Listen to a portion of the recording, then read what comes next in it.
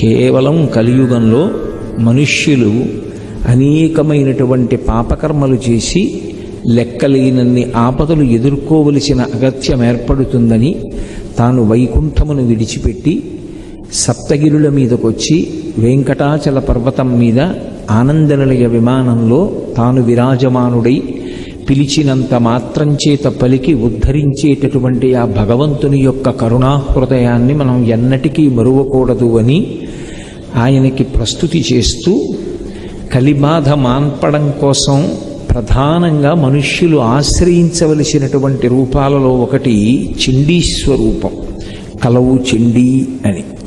చండీ పరదేవత అంటే చెడి కోపనే ఇది చండీహి అని.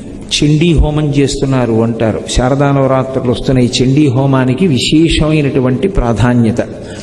దుర్గా సప్తశతీ మంత్రాలతో అనుసంధానం చేస్తారు. అందులో ఆ చండీ పరదేవత కోపంగా ఉంటుంది అని. కోపంగా ఉంటుంది అన్న మాటని కొంచెం జాగ్రత్తగా అర్థం చేసుకోవాలి. దేని మీద కోపం, ఎందుకు కోపం? కోపం అనేటటువంటిది ప్రబల శత్రువని, కోపం ఉండకూడదని సామాన్యమైనటువంటి మనుష్యకోటికే ప్రబోధం చేస్తున్నటువంటి ఋషులు ఉండగా అమ్మవారికే కోపం ఉంటే ఇంకా దానికన్నా గ్రహణీయమైన విషయం లోకంలో ఉంటుందా? మరి అమ్మవారికి కోపం ఎందుకు అంటే ఆవిడ కోపం మన మీద కాదు, ఆవిడ కోపం ధర్మం మీద కాదు. ఆవిడ కోపం దేని మీద అంటే అధర్మం మీద. ఎక్కడ అధర్మం ఉన్నదో అరే ఇది నాశన హేతువని ఎందుకు తెలుసుకోడు? తక్షణం ఫలితాన్ని ఇచ్చినట్లు కనపడుతుంది, కానీ దీర్ఘకాలమునందు చాలా ప్రమాదకారి. ఆ విషయాన్ని ఎందుకు తెలుసుకోలేకపోతున్నాడు? అందుకే శంకర భగవత్పాదులు సౌందర్యలహరి చేస్తూ ఒక మాట అంటారు, భ్రువౌ భుగ్నీకించిత్ భువన భయభంగ వ్యసనిని అంటారు. అమ్మవారు యథార్థానికి ఇలా కూర్చోవాలి, కానీ ఆవిడ ఇలా కనుబొమలు కొద్దిగా ముడేస్తుందిట. బాగా ముడేసి తీవ్రంగా కళ్ళు విప్పిందనుకోండి ఎవరు దగ్గరికి వెళ్ళరిగా, భయం. కానీ ప్రసన్నంగా చూస్తూ ఉంటుంది, కానీ కనుబొమలు ఇలా కొద్దిగా ముడేస్తుంది. కనుబొమలు ఎప్పుడైనా ముడిపడితే దాని ఉద్దేశ్యం ఏమిటి అంటే ఏదో ఆలోచనా ముద్ర, దేని గురించో ఆలోచిస్తున్నారు అని. ఆవిడికి ఏముంది ఆలోచించడానికి? ఆవిడికేం లేదు. ఆవిడ ఎప్పుడూ నిరంతరం ఆనంద స్వరూపిణి. అటువంటి తల్లి దేని గురించి ఆలోచిస్తుంది అంటే శంకరాచార్యులు వారు అన్నారు, అరే ఈ మనుష్యులకు నేను బుద్ధి ఇచ్చాను కదా, బుద్ధి ఇచ్చినప్పుడు వీళ్ళకి ఏదైనా ఇబ్బంది ఏర్పడితే నా వంక తిరిగి అమ్మా అని పిలిస్తే పలకడానికి సిద్ధంగా ఉన్నాను కదా, ఉన్నప్పుడు వీళ్ళెందుకు నా వైపు తిరగరు? నా వైపుకి తిరగకుండా అమ్మా అని పిలవకుండా అధర్మం ఏదో అప్పటికప్పటికి కాస్త మంచి ప్రయోజనం ఇచ్చినట్లు కనపడుతుంది కదా అని దాన్ని ఎందుకు పట్టుకుంటూ ఉంటారు అని భ్రువౌ భుగ్నీకించిత్ భువన భయభంగ వ్యసనిని. నీకు అధర్మం పట్ల అనురక్తి కలుగుతూ ఉంటే నా వైపుకి తిరిగి అమ్మా అను. నీకు ధర్మం మీద అనురక్తిని కల్పిస్తానుగా, నేను కాపాడతానుగా, నేను రక్షిస్తానుగా, నన్ను ఎందుకు పిలవవు నేనుండగా? పిలవకపోతే నువ్వు రక్షించకూడదా అంటే మరి మనుష్య ప్రాణికి బుద్ధినిచ్చిందిగా అమ్మవారు. బుద్ధినిచ్చినప్పుడు అమ్మా అని కనీసం పిలవాలిగా, అలా ఎందుకు పిలవరు వీళ్ళు అని కొద్దిగా కనుబొమలు ఉడివేస్తుంది. అందుకని చండీ పరదేవతని ఆరాధన చేస్తే, అమ్మవారికి నమస్కారం చేస్తే దానివల్ల వచ్చేటటువంటి ప్రయోజనం ఏమిటి అంటే మనలో కలిగేటటువంటి అధార్మికమైనటువంటి ఆలోచనలు పోయేటట్టు చేస్తుంది, ధార్మికమైనటువంటి ఆలోచన కలిగేటట్టు చేస్తుంది. అందుకే మీరు ఎప్పుడైనా గమనించండి, అమ్మవారి చేతిలో ప్రధానమైన ఆయుధాలు ఏముంటాయి అంటే 5 పుష్పబాణాలు ఉంటాయి, చెరుకు విల్లు ఉంటుంది, పాశం ఉంటుంది, ఒక చేతిలో అంకుశం ఉంటుంది, 4 చేతులలో 4 పట్టుకుంటుంది. పక్కనే ఉన్నటువంటి కాంచీపురంలో ఉన్నటువంటి కామాక్షి పరదేవత కూడా ఈ ఆయుధాలే పట్టుకుంటుంది. అందుకే కొణత్ కాంచీదామా కరికలన కుంభస్తననత పరిక్షీణా మధ్యే పరిణత శరచంద్రవదన ధనుర్బాణం పాశం శృణిమపి దధానాకరతలై పురస్తాదస్తాం నహ పురమధితురహో పురుషికా అంటారు శంకర్లు. ఎందుకు ఆయుధాలు పట్టుకోవడం అంటే చెరుకు మీరు ఎటు నుంచి కొరకండి తీయగా ఉంటుంది, అటు కొరకండి ఇటు కొరకండి మధ్యలో కొరకండి తీయగానే ఉంటుంది.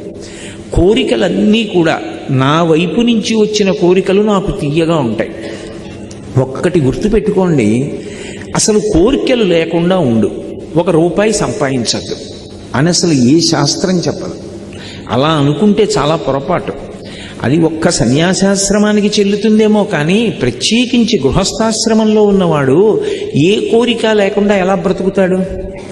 నేనే ఉన్నాను, ఇంత ఉపన్యాసం చెప్పాను, కాసేపు ఆగి ఇంకొక 2 గంటలు పోతే ఆకలేస్తుంది, ఫలహారం పెట్టమని నా భార్యను అడగకుండా ఉండగలనా? సంతానాన్ని పొందకుండా ఉండగలనా? నా భార్యాబిడ్డల యోగక్షేమం చూడకుండా ఉండగలనా? వాళ్ళకి కావలసినవి సమకూర్చకుండా ఉండగలనా? కోరిక లేకుండా ఎలా బ్రతుకుతాడు మనిషి? కానీ ఇక్కడే చిన్న విషయాన్ని జ్ఞాపకం పెట్టుకోవాలి. కోరిక పుట్టడం ఎప్పుడూ తప్పు కాదు, కోరిక తీర్చుకోవడం ఎప్పుడూ తప్పు కాదు. అసలు శాస్త్రం దాన్ని తిరస్కరించలేదు. మీరు బాగా పట్టుకోవలసినటువంటి విషయం. ఎందుచేత అంటే అలా కానీ అంటే అంతకన్నా పైశాచికత్వం ఇంకొకటి లేదు. ఈశ్వరుడు నిజంగా ఆ మాట అన్నాడు అనుకోండి, ఆయన కన్నా వికృతమైన మనస్తత్వం ఉన్నవాడు ఇంకొకడు లేడు. ఎందుచేత బ్రహ్మాండంలో ఇన్ని సుఖస్థానములు పెట్టాడా, ఇక్కడ జ్ఞానేంద్రియాలు పెట్టాడా, నువ్వు ఏ సుఖం అనుభవించద్దు, ఏ కోరిక నీకు ఉండకూడదు అంటే ఎలా చెల్లుతుంది? ఆయన కోరికలు ఉండకూడదు అని అనలేదు. ఆయన అన్నది ఏమిటంటే కోరికలు ధర్మబద్ధమై ఉండేటట్టు చూసుకోమన్నాడు. మీకు చమత్కారం ఎక్కడుంటుందంటే, నేను ఒక తాడు తీసుకొచ్చి ఇలా తిప్పాను అనుకోండి, ఏం చేసినట్టు? కట్టేశాను. అదే తాడు తీసుకొచ్చి ఇలా తిప్పాను అనుకోండి, విప్పేసినట్టు. ధార్మికమైన కోరిక బంధించదు, విడుదలకి కారణమవుతుంది, అదే మోక్షానికి కారణమవుతుంది. అందుకని ఆశ్రమ వ్యవస్థ అన్నది రావడానికి కారణం అది. బ్రహ్మచర్యం ఉంటుంది, బ్రహ్మచర్యాశ్రమంలో ఒక్క గురువుగారి దగ్గర కూర్చోవడమే. గురువుగారి దగ్గర కూర్చోవడం, గురువుగారి దగ్గర పాఠం వినడం, గురువుగారి దగ్గర జ్ఞానం నేర్చుకోవడం. నేర్చుకుని మనం ఆ నేర్చుకున్నటువంటి విజ్ఞానాన్ని జీవితాంతం ఉపయోగించుకొని అభ్యున్నతిలోకి వచ్చేటటువంటి ప్రయత్నం చేస్తాడు. బ్రహ్మచర్యము అనేటటువంటి ఆశ్రమంలో జీవితాంతం ఉండిపోవడం కుదురుతుందా? ఉండదు. మీరు బాగా పట్టుకోవాలి.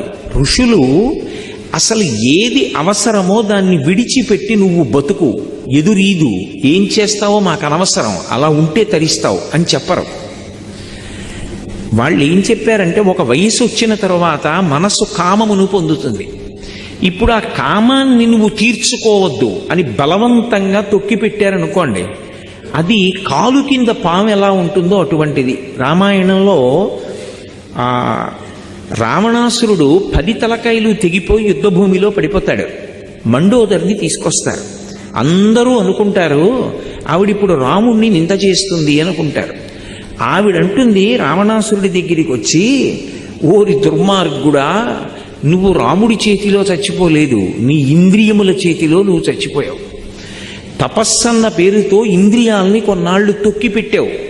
ఆ ఇంద్రియాల్ని తొక్కి పెట్టడం ఎవరికీ సాధ్యం కాదు. ఓ త్రాచుపాం ఇలా వచ్చేసింది అనుకోండి, నేను కంగారు పడిపోయి లేచాను, నా కాలు పావు పడగ మీద పడింది, పావు పడగ నా కాలు కింద ఉంది, అది ఇప్పుడు నన్నేం కరవదు, అలా అలా అలా తోక తిప్పుతోంది. పాము పడగ నా కాలు కింద ఉంది, అది నన్ను కరవలేదని చెప్పి నేను ధైర్యంగా పావుని కాలు కింద పెట్టుకుని నించోగలనా? నేను కాలెప్పుడు తీద్దామని చూస్తాను, అది నన్నెప్పుడు కరుద్దామని చూస్తుంది. నేను కాలు తీయడం ఏమిటది పారిపోవడం కన్నా నన్ను కరవడానికి ప్రయత్నిస్తుంది. ఇంద్రియములను బలవంతంగా నొక్కి పెడితే కాట్లు వేసేస్తాయి. దేవీ భాగవతంలో వ్యాసుడు శుకబ్రహ్మతో మాట్లాడుతూ ఈ మాట చెప్తాడు. ఇంద్రియాణి బలిష్టాని ననియుక్తాని మానద అపక్వస్య ప్రకుర్వంతి వికారాం స్థాననీకశః. ఇంద్రియములంత బలవత్తరమైనటువంటివి లోకంలో ఇంకా ఏవీ ఉండవు. అందుకే భాగవతంలో ప్రహ్లాదుడు హిరణ్యకశిపుడితో మాట్లాడుతూ అంటాడు, లోకములన్నీయున్ గెలిచినాడవు, ఇంద్రియానీకము చిత్తమున్ గెలువనేరవు, నిన్ను నిబద్ధు చేయు భీషణ శత్రురార్బుర ప్రభిన్నుల చేసిన ప్రాణికోటిలో నీకు విరోధి లేడొకడు నిర్పున చూడుము దానవేశ్వర అంటాడు. ఇంద్రియాల్ని అరిషడ్వర్గాల్ని గెలవగలిగితే సమస్తాన్ని గెలిచినట్టే. అంత తేలిక కాదు ఇంద్రియాల్ని గెలవడం. అందుకే ఋషులు ఏం చేశారంటే, ఒక వయసు వచ్చిన తరువాత మనసులో పొటమరించినటువంటి కామాన్ని ధర్మంతో ముడివేసేశారు. ధర్మబద్ధమైన కామము విడుదలకి కారణం, అది బంధించదు. ఇప్పుడు ఏమైంది? కామపత్ని కాదు, అందుకే సనాతన ధర్మంలో ఆమె ధర్మపత్ని. ఆమె ఎందు కామం ఉంచుకోవడం దోషం కాదు, కానీ ఆ కామము పరస్త్రీ ఎందు ఉండకూడదు. మీరు అందుకే చాలా జాగ్రత్తగా గమనించండి. ఋషులు సమస్య ఒక్కటి చెప్పరు, సమస్యకి విరుగుడు చెప్తారు. నువ్వు కామము చేత పట్టుబడకూడదు, క్రోధము చేత పట్టుబడకూడదు అన్నాను అనుకోండి, మీరు లేచేమంటారు? మేము పట్టుబడ్డం ఏమిటంటే అది మమ్మల్ని పట్టుకుంది, మేము దాన్ని పట్టుకోలేదు, అది పట్టుకుంది, అది ఎలా వదులుతుంది మమ్మల్ని అంటే? ఋషి మార్గం చెప్పాడు. ఆయన అన్నాడు, మాతృవత్పరదారేషు, నువ్వు ఆడతనాన్ని చూస్తే పాల కింద నిప్పు పొంగుతాయి, నువ్వు అమ్మతనాన్ని చూస్తే పాల మీద నీళ్లు కిందకు వెళ్ళిపోతాయి. కాబట్టి నీ భార్య యందు తప్ప ఏ ఇతర స్త్రీ వంక చూసినా నువ్వు ప్రతిరోజు ఏ కామాక్షి పరదేవతకు నమస్కారం చేస్తున్నావో ఆమెయే నీ కన్నుల ముందకి కరచరణాదులతో వచ్చి నిలబడింది. ఆ తల్లి వీడిని అనుగ్రహిద్దామని రోజు చదువుతాడు కదూ, సహస్రశీర్షవదన అని చదువుతున్నాడు నామాల్లో. అనేక ముఖాలతో ఉంటుంది కామాక్షి అని. వీడు పాపం ఇన్ని రోజుల నుంచి చదువుతున్నాడు కదా, వీడికి ఒకసారి నేను బోలెడన్ని ముఖాలతో కనిపిద్దాం అనుకుని నన్ను ఓ ఎత్తైన ప్రదేశంలో కూర్చోపెట్టి నా ఎదురుగుండా ఇన్ని ముఖాలతో కూర్చుంది కామాక్షి. ఇప్పుడు ఆ కోణంతో చూడడం మనశ్శాంతికి కారణం. కాబట్టి మాతృవత్పరదారేషు, అన్యకాంతల్ని చూసినప్పుడు అమ్మా అన్న భావన చెయ్యి, అంతే, పాలు కిందకి వెళ్ళిపోతాయి. అంతకన్నా సభాముఖంగా ఇక నేను చెప్పక్కర్లేదు. పరద్రవ్యాణిలోష్ఠవత్, నేను అలా నడిచి వెళ్ళిపోతూ ఉంటాను, ఎన్నో రాళ్ళు కనపడతాయి, కనపడ్డ బెడ్డ ముక్కలన్నీ ఏరుకుని జేబులో వేసుకుంటానా? బెడ్డ ముక్క నాకెందుకు? వేసుకోను. నాది కానిది ఈశ్వరుడు నాకు ఇవ్వనిది, అది నా కష్టార్జితం కాదు, నాకు అక్కడ కనపడింది లోష్టవత్, అది బెడ్డ ముక్క, నాకు అక్కర్లా, దాన్ని నేను మా ఇంటికి పట్టుకెళ్ళను. కాబట్టి నీది కానిది, ఈశ్వరుడు నీకు ధర్మబద్ధంగా ఇవ్వనిది నీకు కనపడితే అది బెడ్డ ముక్క, వదిలిపెట్టి వెళ్ళిపో.